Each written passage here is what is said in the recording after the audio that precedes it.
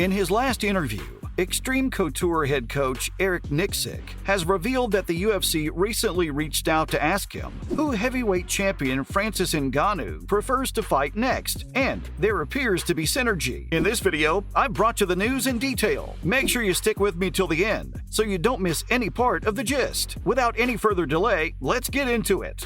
Francis Ngannou's coach claims Jon Jones is the fight to make for UFC return. Nicksick told MMA Junkie Radio this past weekend that in the conversation with an unnamed UFC executive, he made it clear that he would like Ngannou to face Jon Jones in the first quarter of 2023. A UFC exec called and basically said, "Hey, what is your ideal timeline and what is your ideal matchup?" Nicksick told MMA Junkie Radio, "Does it matter what my opinion is? No, but it's nice that they called and asked. I said ideally, I would want March, and ideally I would want Jon Jones." Nicksick highlighted that the person that called agreed 1,000,000% that this is what the UFC would like as well. That is what Francis would like. They're calling to figure out the timeline on injury and how long Nicksick would need to get him ready. Ngannou is on the mend after having knee surgery in the first half of this year. He is yet to come to an agreement with the UFC on a new contract after a dispute. Ngannou expressed frustration about his pay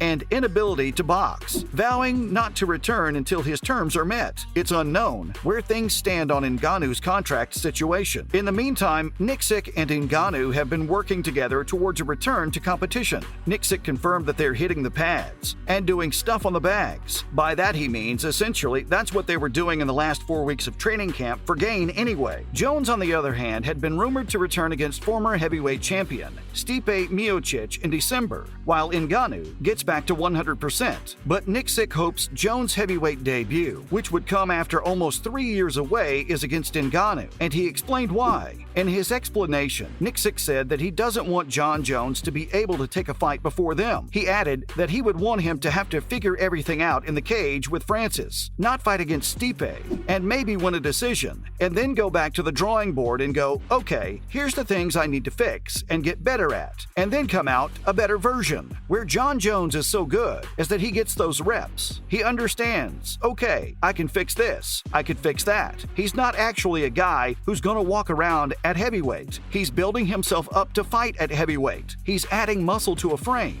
that naturally isn't a heavyweight frame. So that muscle is going to command a certain amount of oxygen and cardio. Next up, let's take a closer look at Jon Jones versus Francis Ngannou. Francis Ngannou and Jon Jones are two of the most formidable athletes in the MMA world. Both fighters have unique physical attributes that allow them to stand out from the rest of their opponents. One of these attributes is their long reach. Let's take a look at how the two men compare physically. Standing at 6'4" Bones enjoys a monstrous reach of 84 inches. He is an unorthodox fighter who usually weighs 205 pounds. However, as Jones will be making his heavyweight debut in his next UFC fight, he might weigh anywhere under the 265-pound mark. Interestingly, the Predator also stands at 6 feet 4 inches. However, the Cameroonian's reach is an inch shorter than Jones's. According to the UFC's official stats, the orthodox fighter weighs 250 pounds. Jon Jones's career record is an envious one, with 26 wins, 1 loss, and 1 no contest. Jon Jones made his debut in a short-notice fight against Andre Guzmão at UFC 87 in 2008. He secured a unanimous decision victory to continue his winning streak.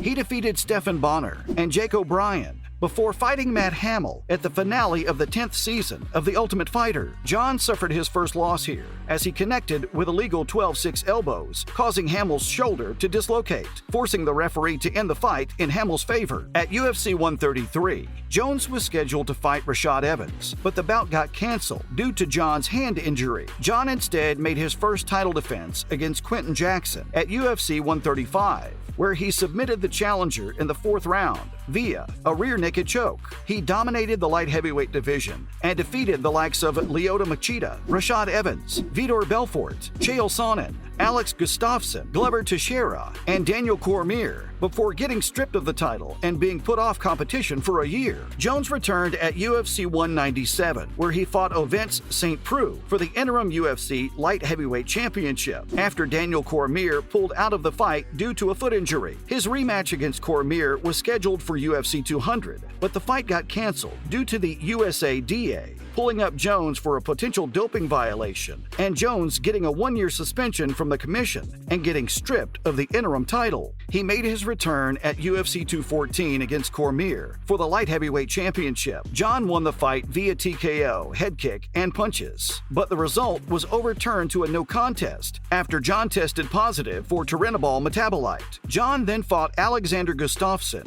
for the vacant UFC light heavyweight belt at UFC 232. He won the fight in the 3rd round via ground and pound to become a 2-time UFC light heavyweight champion. He then defended the title against Anthony Smith, Thiago Santos, and Dominic Reyes before vacating it to prepare to move to the heavyweight division. He came back from his loss by TKOing Brandon Vera and then Vladimir Matyushenko before getting his first big-name opponent in the form of Ryan Bader at UFC 126. Jones won the fight in the 2nd round by guillotine choke submission. A month later, he fought Mauricio Shogun Rua for the UFC light heavyweight championship. Jones dominated Shogun throughout the fight and secured a TKO in the 3rd round after hitting a flying knee to become the youngest UFC champion in the company's history. Francis Ngannou, on the other hand, holds a professional record of 17 wins against 3 losses. However, he was not always the formidable beast he is today. Francis started his MMA career in November 2013 and made his debut at 100% Fight Contenders against Rashid Benzina. Ngannou submitted Benzina inside 2 minutes via armbar. He then lost his next fight against Zumana Cisse by unanimous decision before returning to his winning ways with KO victories over Bilal Tatahi and William Balduti. He submitted Nicholas Speck and Luke Ingelica in his next 2 bouts to amass a record of 5-1.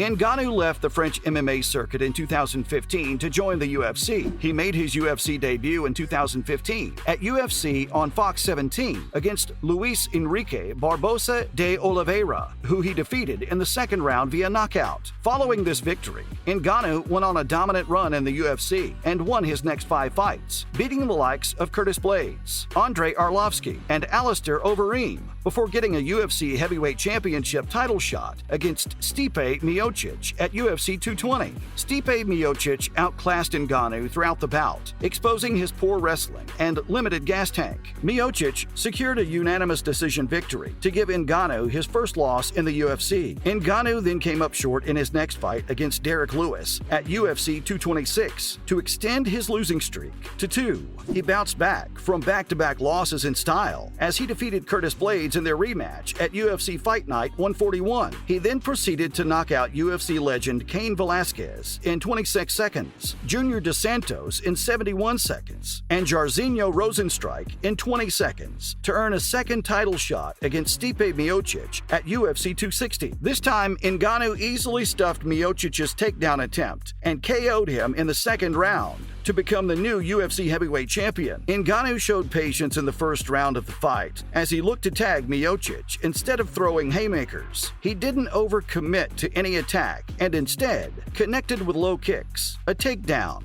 and landed clean strikes to secure the 1st round. The pace increased in the 2nd round when Ngannou caught Miocic with a straight left, followed by a move that knocked Miocic down. He finished the bout with a big hammer fist to become the new UFC heavyweight champion. Jon Jones hopes for a November showdown with Francis Ngannou. Jon Jones has been itching to get his hands on the UFC heavyweight title for some time now. The former light heavyweight champion announced his plans to make a move up to the 265-pound division almost 2.5 years ago. It seems like the wait might finally be over. In a recent tweet, the American stated that he might be making his heavyweight debut against champion Francis Ngannou as early as this November. In it, he stated that he's been hearing whispers about November that Francis could possibly be back on the table, but that he honestly does not have any clue. Let's patiently wait for him to prove himself. That concludes today's video. If you found the video helpful, give us a thumbs up and don't forget to share the video with your friends and family. See you next time.